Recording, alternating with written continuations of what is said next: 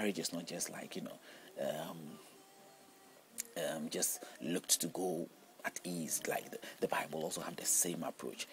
If you are a woman and you adulterate, it is clear written in the Quran how you should be treated or how you should be seen. But don't forget, the Quran also allows to marry up to four. Even that marriage is like is a reason that is given to you due to orphanage. If you cannot tolerate orphanage, then don't go for 4 marriages. But if you sort of can if you can what do you call it? You can tolerate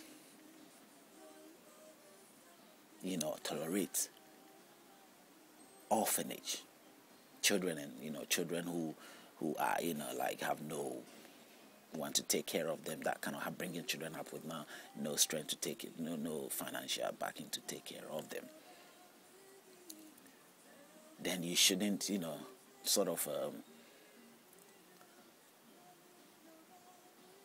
shouldn't get yourself in a situation where it will go out of hand, because if you're going to marry 10 people, let me just put it right, if you're going to marry 4 people or 3 people, you're going to have children.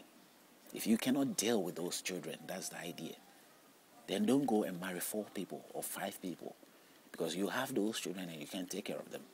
But if you can take care of them, you are allowed to marry 2s, 3s, 4s, probably 5 if you can.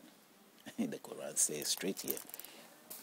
If you go to read Surah 4, Surah 4, what do you call it? Surah 4:3. Surah 4:3.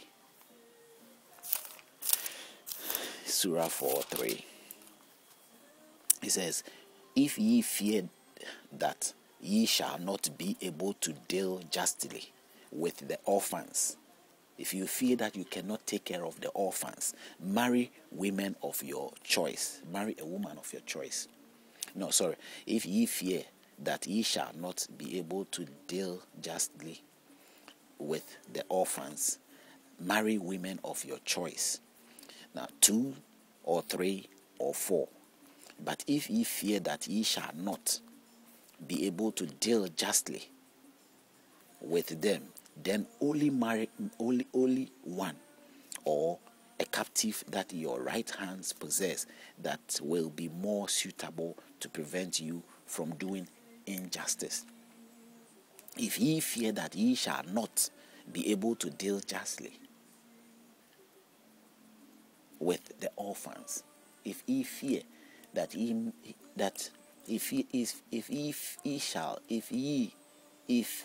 fear that ye shall not be able to deal justly with the orphans.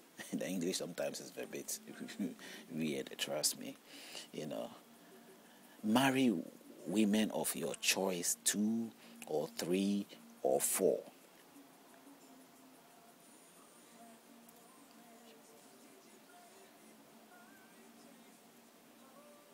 But if ye fear that ye shall not be able to deal justly with them,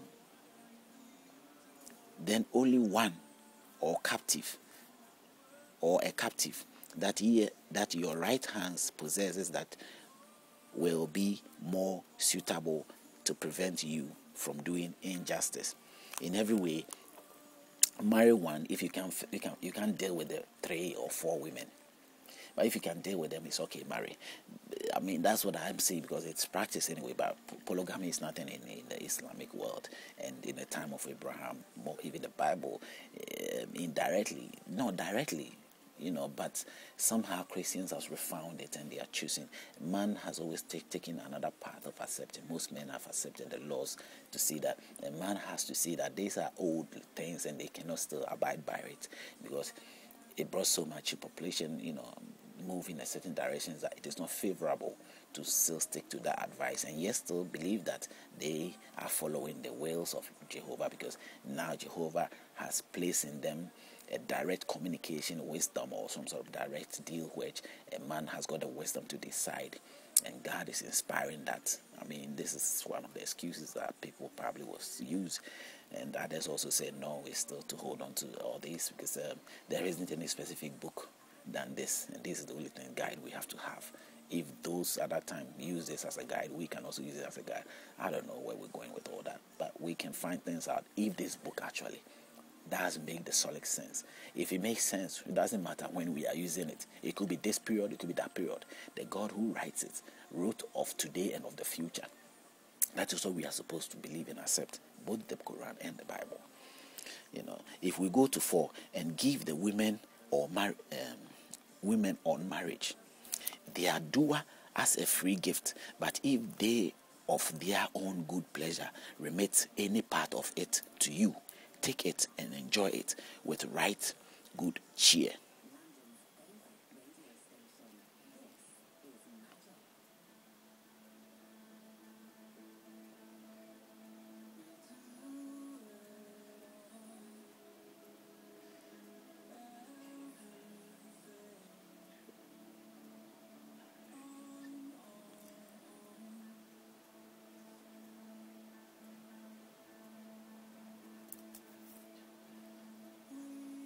This test is not very clear.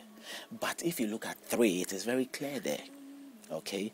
It is somehow clear. It's not a straightforward deal. But although it's using, ye shall not be able to deal justly. If you think you can deal justly with orphans, marry woman of your choice, 2, 3. Even though you can't deal with orphan in a just way, you should still marry 3 or 2 or 4. But if ye fear that, if ye still fear that ye shall not be able, just as it is said, ye fear that ye shall not deal justly, ye shall fear that shall not be able to deal justly with them, in the sense of them, like what orphans or women, let's say the women, then what happens? Then only one, or a captive, that is only one woman. I'm thinking here, that's only one woman, that he will rightly that your right hands possesses, that it will be more suitable to prevent you from doing injustice, for you not to fall into doing what is not right. So you can clearly see what is being said here and what is being put. You can check it out yourself. So it's Surah 4, Surah 4 verse 3, Surah 4 verse 3 is there. But that's how in the Quran it is allowed. Whilst we know of Abraham's time, Abraham had Sarah as a sister or cousin in the Bible, revealing that I've not discovered yet in the Quran what it says about Abraham or who Abraham married, whether it's a sister or not.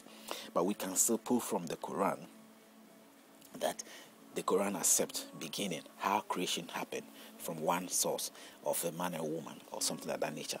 And so in the same manner, if the Quran is to suggest anything different, we have a problem. Because if the Quran is saying that the law of Allah says something, and then we are seeing that the Quran has said that they are not meant to marry sister and brother and all that, yes, so it agrees that a sister and a brother, or two man and woman, gave birth to what? A sister, brothers and sisters and brothers.